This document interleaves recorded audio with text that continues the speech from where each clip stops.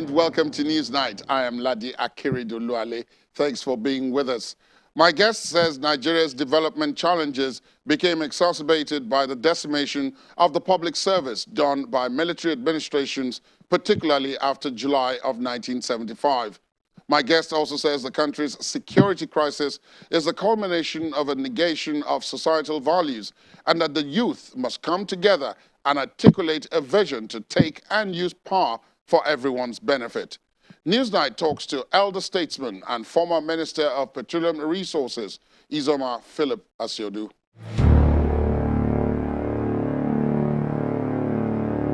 Chief Asiodu, thank you so much for your time. It's a pleasure having you with us. It's a pleasure. Thank you. Let me start with most current events, and then we can walk our way back a little. The Petroleum Industry Act, which was passed earlier this year, both in your roles as a former minister in the Petroleum Ministry, a former chief economic advisor in two different administrations, and then, of course, your role in the civil service.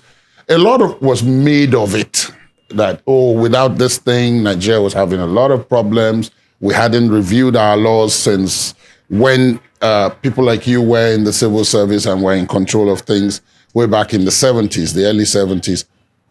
What do you make of this law that has just been passed now? Frankly, I really have not kept up to date with all the changes, ramifications. But when it was first proposed, they were trying to encompass, they said, all the regulations pertaining to the oil industry, to put it under one piece of legislation. I don't know where that exists. It was, to me, not really necessary, because all the laws we had before had, quite correctly, provisions to enable the minister propose rules and regulations. Because things change from quarter to quarter, and to say you have a law and that before you regulate the oil industry properly, you have to go to that one law to revise it, I have not understood.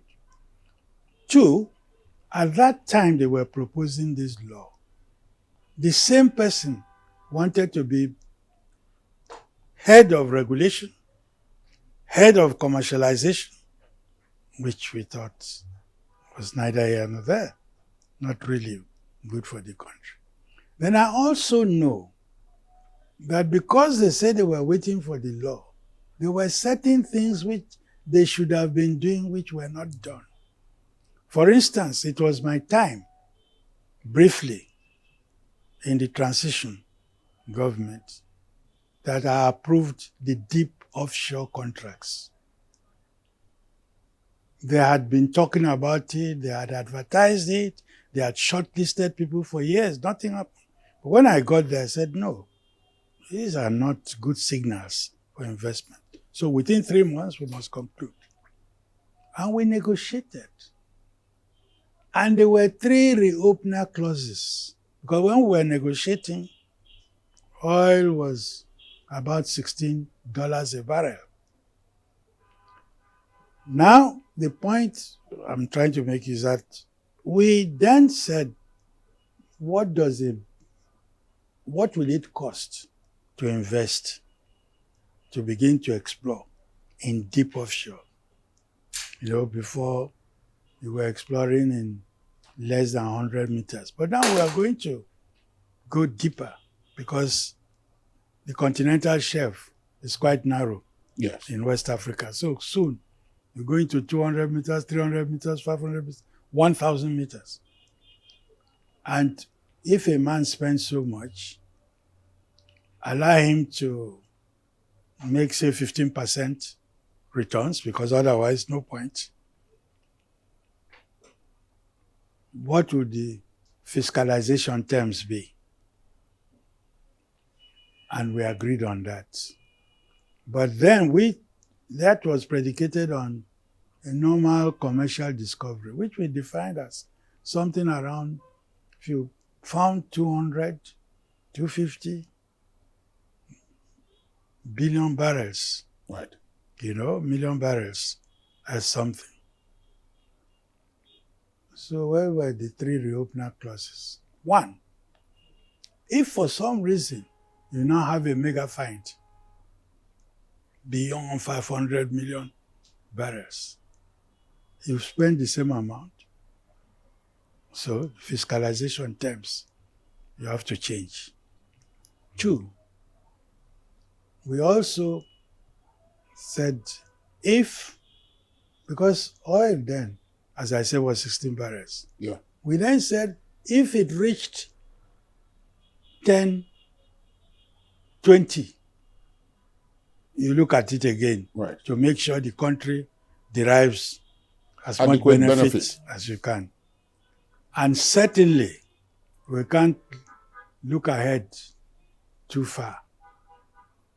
Within 10 years, you have to review. Now, within about 3 or 4 years, oil prices shot up. Nothing done. It became 20, 30, and 140, I think. Yes, at some by point, 2000. indeed. We didn't. That's what first reopener. Second, some people now found mega fines, if you like, 500 million to 1,000 billion. You didn't reopen. And this was signed 1993. Allow 2 years for exploration. So by 2003, 2005, That was already 10 years. latest, you could have reviewed. Nothing done. And I don't know how many billions of dollars they say as a result of non-review of the arrangements we have lost. That's just one example. Now, as for the rules you have to meet, to qualify for a concession and how many years you could do exploration, and if you succeed or don't succeed, what you have to surrender and all that. So frankly, to me, you do not need one law to control oil industry optimally. You in your answer, you talked about the environment there, Yes. environmental degradation. That is one subject that is all the rage now. Yes. As we sit here speaking, there's a world conference going on, Yes. COP26. And I know that you're also very active in the environment and Yes. conservation field. And I'm wondering, is this another area where we are being left behind? Because some of the discussions, if one is listening, Nigeria hasn't even taken a look in that direction, talk less of formulating policy and implementing that policy and so on. So I want to ask you, someone with your knowledge, where are we on that front?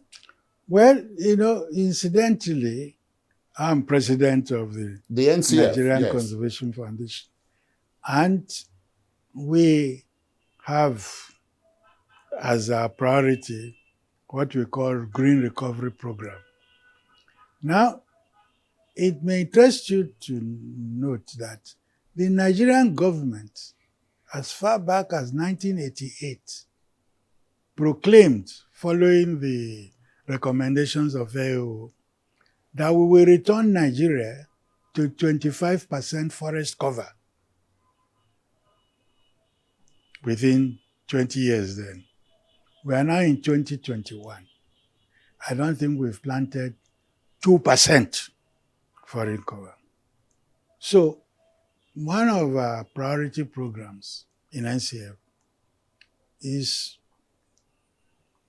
partnering with the Ministry of Environment, with international partners and all that, for us to be able to formulate a genuine reforestation program, which now, if they conclude, because they've now seen that it's only through reforestation that we can arrest the degradation of the ozone layer, because forests will capture carbon and so forth and so on.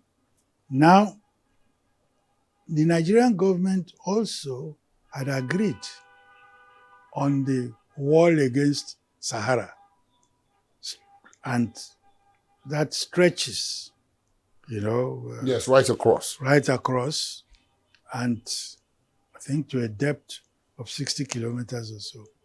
Now, the terrible statistics, at independence, we had about 35% forest cover. As we are speaking today, it's less than 4%. Because terrible corruption,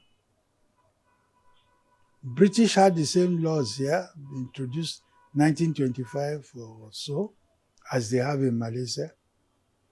And under those laws, whenever you entered a forest, the foresters had to know. And when you logged from a certain area, those logs had to be stamped that they've been logged from a managed area. Managed area meaning that so much replanting will be done. Unfortunately, in collusion with some traditional rulers, people now went secretly logging and no replanting. And this is why the degradation from 35% to retreat. Now, when you now talk about 25% forest cover in Nigeria, this means planting about 250, we're about roughly 1 million square kilometers. So you're talking about 250,000 square kilometers. Which will be strictly forest. Yes. Forest cover. Yes. Forest cover, even degraded forests, we will now try to reestablish. And forest cover doesn't really mean just timber. You can plant fruit trees. You can plant trees. We have little experiments, Kashaka Gunti and all those places, of NCF and people, showing the villagers and the natives How it is to be done. how, in fact, you can get more money from non-timber tree products. Whether it's the bark to things, so forth and so on. So we are hoping that unlike the declaration in 1988, which nothing has done, that in the next 2 or 3 years, we would have agreed on this program. So many people, and perhaps they're right, say that our political problems can be traced to the military incursion in January of 1966. Others say we should go back further than that to the 1959 elections and the role that the colonial masters played in ensuring how it turned out. But let me ask, as someone who was smack in the middle of it, where were you, I know where you were in that sense, but I mean, for example, on January 15, 1966, can you recollect where you were? We were in Island Club and amusing ourselves. We didn't even know oppositors. They were arresting and cutting away the prime minister, or a bit to the right, dealing with Okotiebo. It's when we reached home. Then we had military music playing, and then an announcement that we knew what had happened. No coup has happened in this country without a long notice. In many ways, I understand. There were 2 or 3 coups, potential coups in the making, by Major, by Colonel. And unfortunately, for 2 weeks before the coup, because of the Rhodesian crisis, Balewa, the Prime Minister, had summoned a Commonwealth meeting. The British Prime Minister came and they were all in Lagos. And these coincidences. So for 2 weeks, we were dealing with the Rhodesian crisis. All the urgent intelligence reports about Movements and so on, yeah. restiveness in the army, which maybe the Prime Minister would have dealt with, he didn't. Now they struck. But the fact is that people must remember that we entered independence with a lot of problems.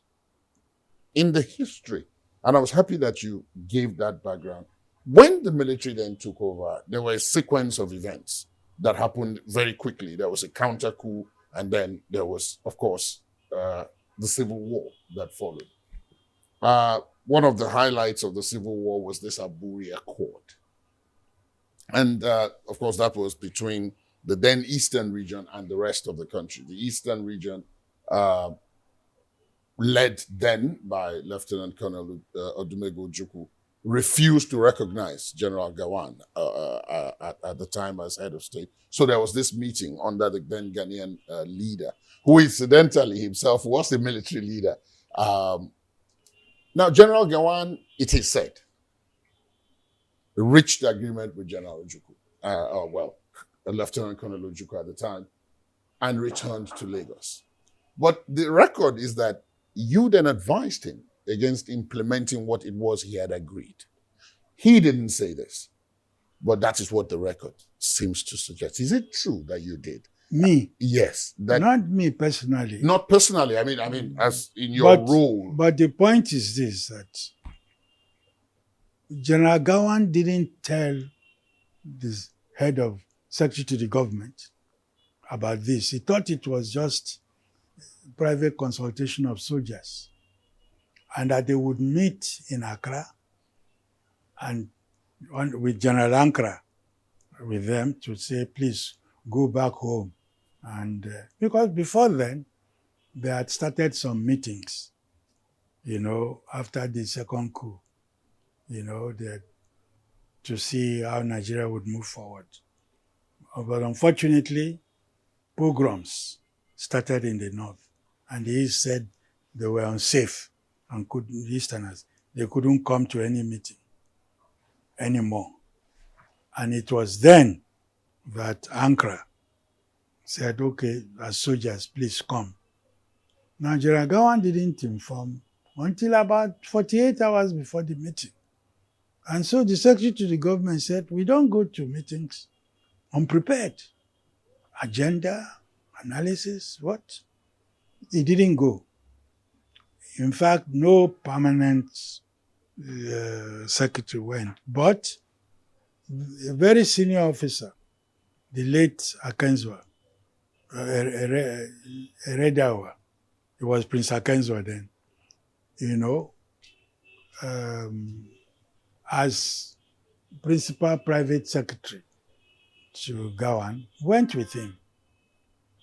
When they reached Ghana, what did they say? Ojukwu had come with all the leading permanent secretaries from the East, and including one of the most brilliant people of our generation, Dr. Kibo. They had come prepared with papers and all that, and our people had gone with nothing. Anyway, cut a long story short, they agreed to go home, give decent burial to Ironsi, and change the title from supreme commander to the head of military government, and so forth and so on. But they had also agreed that, they had agreed that on an ethnic basis, the troops will go back to their regions. Two, and that, and that there had to be unanimity to appoint any official. They had not dismantled the so-called unification decree of Ironsi. That before anybody could be appointed super scale, that is promoted from just senior assistant secretary to senior assistant secretary, all the military governors must agree. Two, nobody could be sent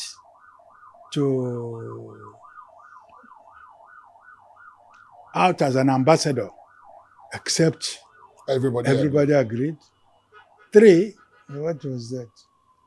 If we had an attack from anybody, of course the troops were already deployed, region by region. There have to be consultations. So when they came back, the federal PAMSECs looked at this and said, look, there's no more Nigeria. Federal PAMSECs including yourself? Yes, including myself. If this is what you people agreed. But Gawan still insisted. And it's a pity that those who were advising Ojukwu don't read between the lines. Decree number 8 of that year, 1966, came out with these provisions. Consultations before the military can respond. No ambassador without unanimity. No super scale without unanimity. He still insisted. That was in decree number 8. If they had accepted that decree, within 3 months, federal government would have ceased to really exist effectively. So when they said we overruled, well, go and look at that decree and see if you could implement it.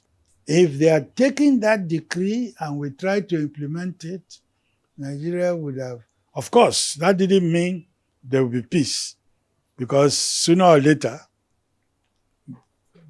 foreigners will give arms to little entities under warlords and will be like Somalia. And the tragedy in Somalia, one race, one religion, one color. But for the last 40 years. So when people talk about Nigeria disintegrating, they should please look at what has happened elsewhere. You suffered, of course, personally as a result of the war that ensued. Yes. You lost a sibling. Yes. In the Asaba massacre. Yes. And then the war ended in 1970. It had disrupted a lot of things, including development plans that you mentioned, which Nigeria had become famous for at the time. But then a lot took place between 1970 and 75 in the development plans, in terms of infrastructure, in terms of preparing the country for the next phase and so on. But then came another crisis. Everyone expected General Gawan, he had in fact said so, that he'd be leaving in 1976. But then in 74, he said that was no longer possible. That wasn't. Again, your name featured. As what? In the capacity of saying you were one of those who said to him, look, all the indices show that the lessons you are assuming have been learned have not been learned, and that perhaps a premature transition could be harmful to the country from what you were seeing? I don't mean you personally, I meant the civil service. Yeah, I don't know. Certainly not the permanent secretaries. Certainly not the group who used to pressure him to take decisions. In fact, when we The had super palm sex, as they were later on known. when we had it, we produced a paper to him saying it will not last for 6 months, except you set up at least an advisory parliament. This question of decree overnight with immediate effect, no debate, no, and so forth and so on. We even set out some guidelines, of this thing, which, whether they had impact or not, we don't know. But certainly we didn't have the advisory parliament where things would have been debated. Because really, meeting a few people overnight, coming out with decrees for a country which had been used to parliament and the debates, even under the British, the nationalists were canvassing ideas, was not good. It wasn't civil servants. But apparently, even when the war was going on, some of the military commanders were urging him to remove the governors, whom they thought were enjoying, and to make them governors. That didn't happen, kept being postponed.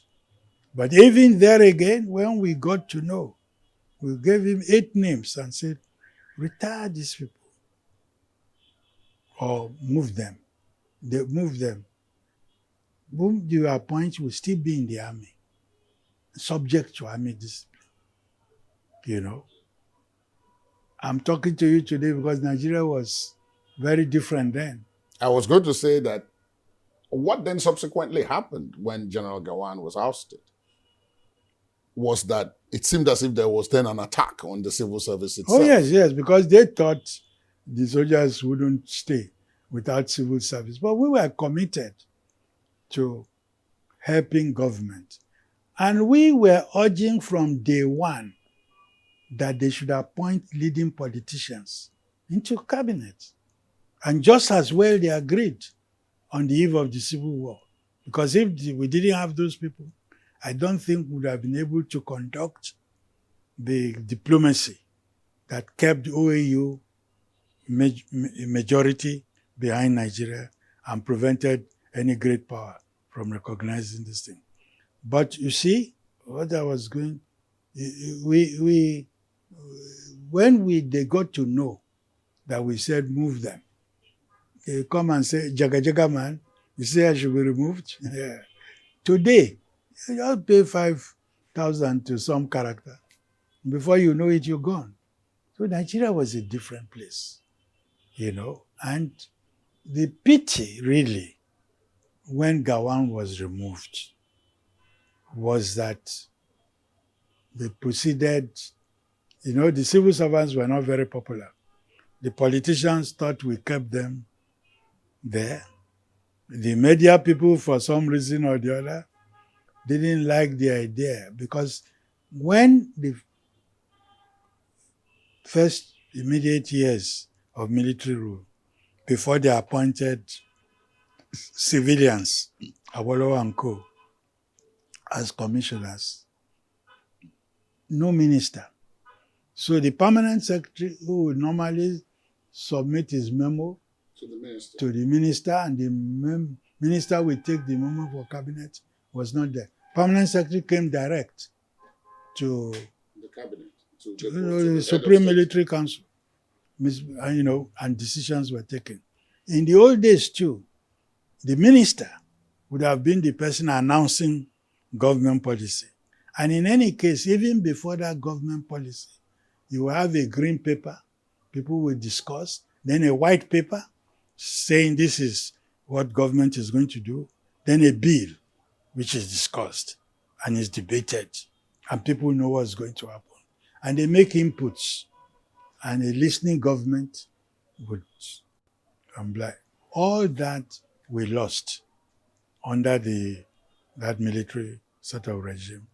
And civil servants were not happy about it. But it's not for us to quarrel with them in the open. So some people had the impression, even there was the occasion where we produced a memo. We had tried the private lobby with General Gawan of saying ABC should happen, and then we now persuaded some of the leading members of the government, commissioners, and when the memo now came to council, they kept quiet, and the general looked at us, and some of those people said, well, some people can explain, So these were inside things happening, but people wouldn't know.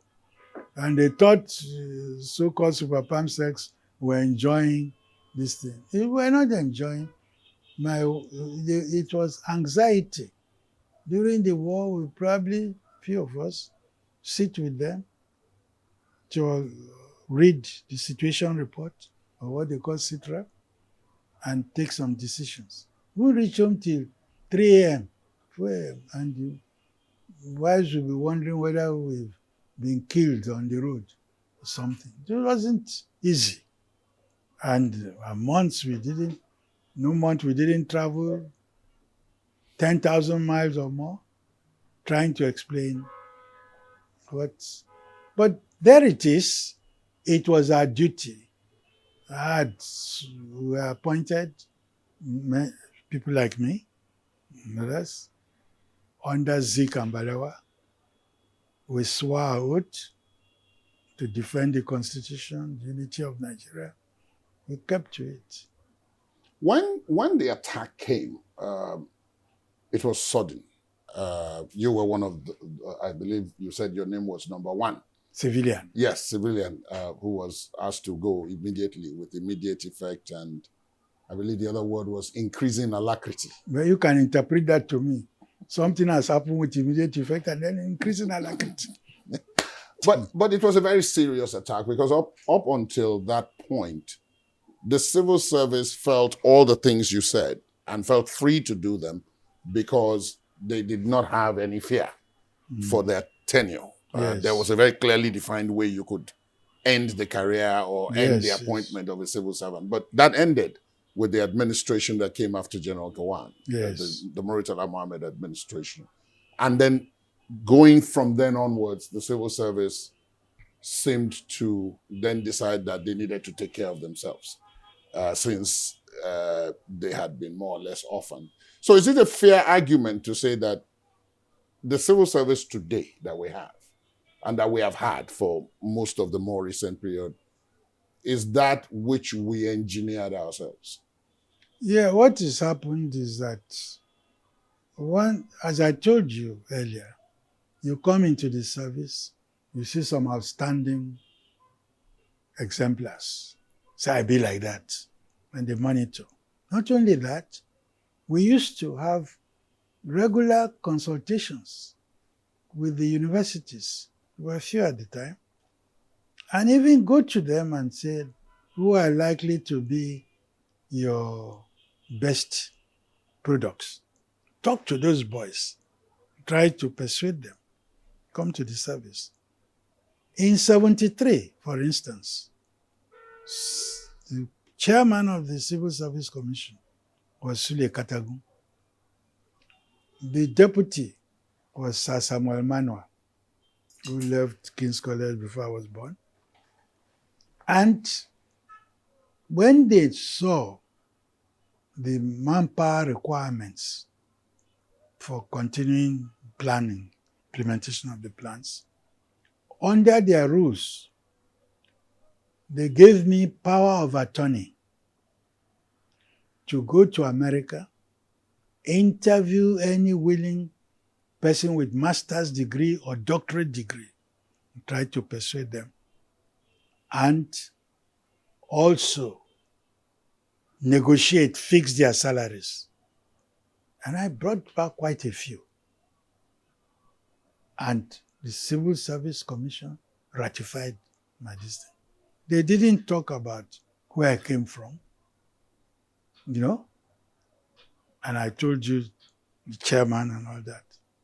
So it was a different civil service. And unfortunately, about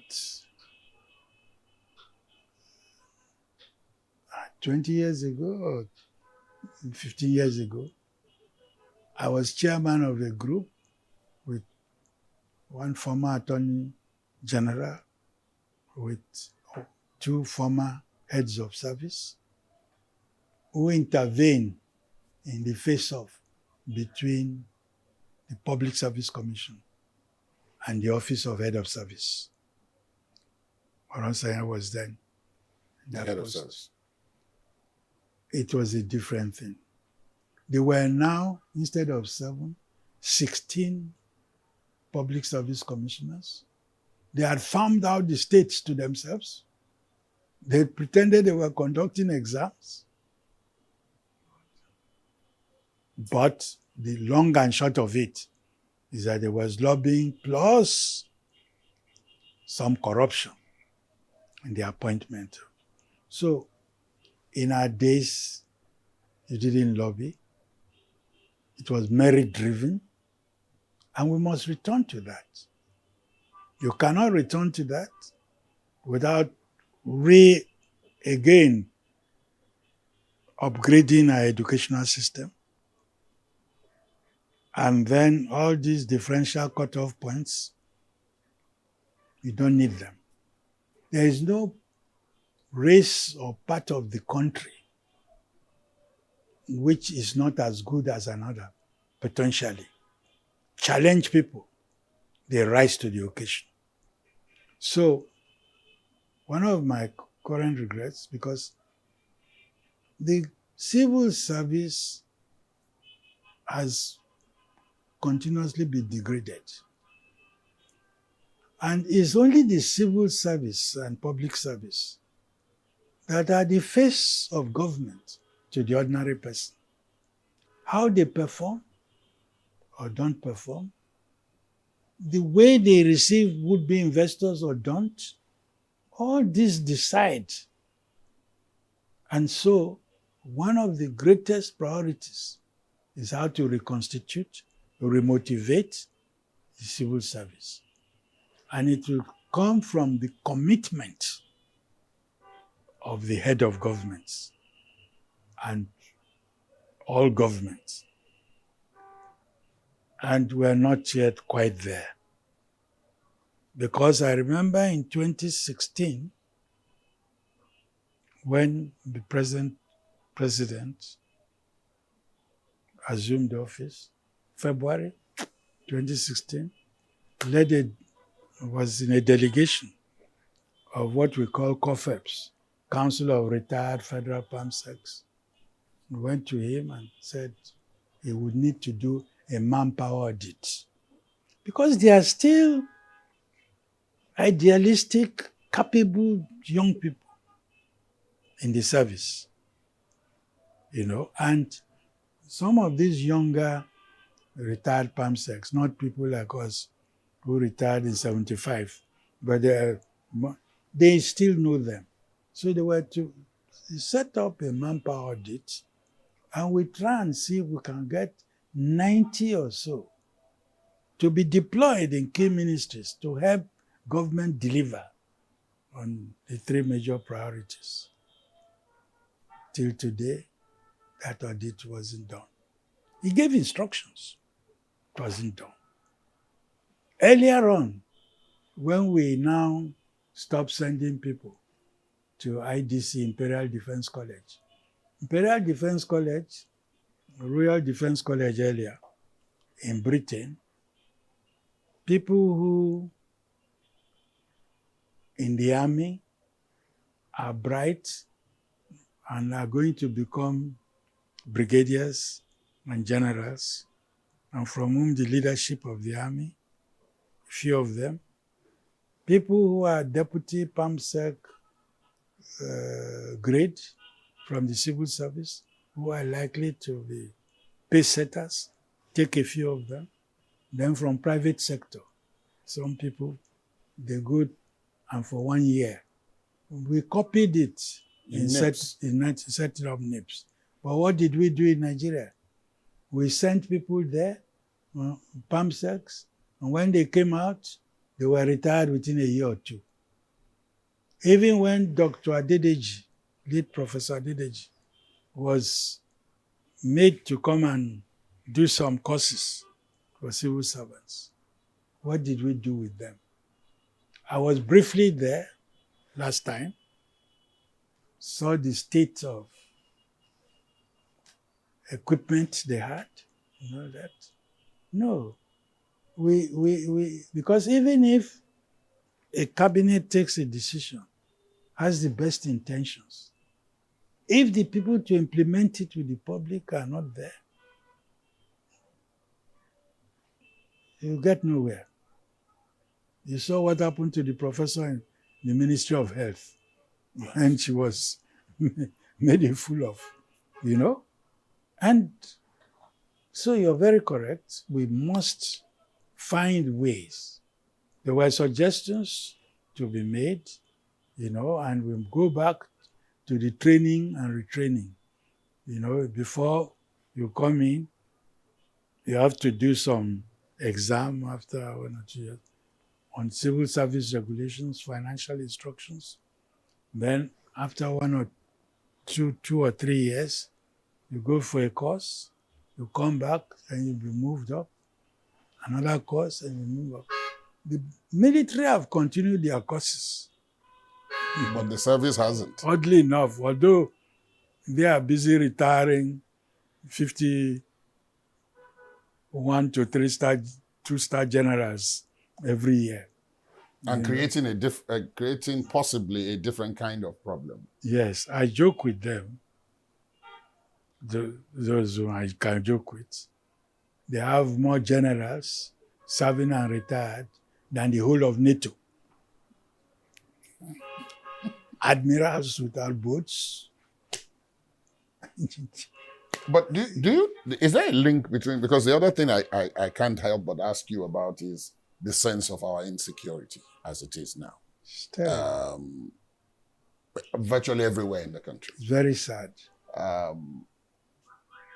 Again, is this the culmination, as someone had said to me, that this is the culmination of a crisis of values, which has encompassed virtually everything, and that those who may be perpetrating this violence or participating in the insecurity incidents are products of that long period of this crisis where you are unable to clearly distinguish between what is right and what is wrong, and that people who can actually do so, when they point at it, it is to show you that those who have done wrong are getting away with it. Getting away to where? To more insecurity and to more crime. I think we must pray for an accident of good leadership. Why an accident? You don't think we have the system to produce? This system has not been producing. We have to pray for a divine accident almost. Because all the institutions we had, we've degraded them. But I'm hoping, I'm not without hope, because I see elements of good promise in every state. And you don't really need too many people. 12 youth leaders, by youth I mean 25 to 67. 12 youth leaders from each state get together and unite. But unite behind a well-articulated national vision, as I've said, 2024 to 2050. Unite in one, not more than 2 parties. Not that last time, 9 of them different this thing. Because demographically, majority. Electorally, majority. And in terms of this money spending in politics, there are, if as Obama showed in his first campaign for US presidency, if 30 million of these people do 10,000 each donation, they can outspend the Godfather. That's one. Two, if they are united behind only one or two, then they don't waste their votes. And of course, not just unite to take power, but this thing. And I have also publicly, privately said, given our GDP and per capita, we have to go away from what remunerations people are getting now in the public sector, whether in the assembly or in the executive. And I even said 35 million gross for president. Go down, minimum wage, you raise it to 60,000 a month. That's about 720,000. 50,000 a month, 600,000. You improve the salaries of teachers. But all the way down, chief of senate, governors, scale down. People may not remember that when we launched the first post-independence plan, 1962 to 68, Balewa, as prime minister, all the regional premiers across party, Okpara, Sadwana, Akintola at the time, and the ministers took a cutting of 10% of their salary to signal the need for savings. Are we prepared? In the American situation, wealthiest number two economy or number one, between there and China. China, yes. President $450,000. Minimum, I'm talking 2017, minimum wage 25. 13-1. Senator 175. 7-1.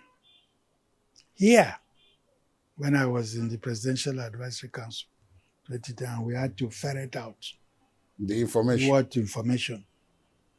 A senator was on 212 million a year, constituency allowance, and the normal thing recommended by revenue allocation. Now, minimum wage 216, 988-1. Of course, if you went to India, so we cannot.